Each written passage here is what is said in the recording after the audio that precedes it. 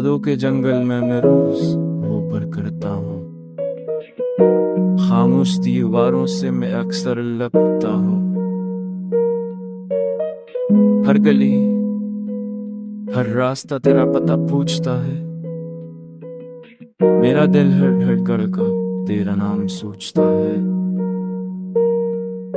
अंधेरी रातों में चिराग बुझ जाते हैं, तेरे बाद मेरे ख्वाब भी रुक जाते हैं। मैंने चांदनी से भी तुझे मांगा था कभी, पर जवाब में मिले तन्हाई की लहर नाजुक सी। मेरे कमरे की हवा भी अब बोझले लगती है।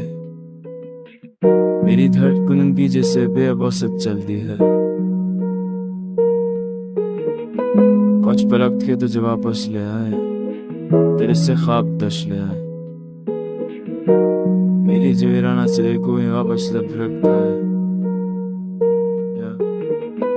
लेकिन किसी का फाइल से निकाल सकता, काटने से मैं जम सकता। अब मैं बस छोटे साहस को सदा हूँ, अब तो ही बिरकता हूँ।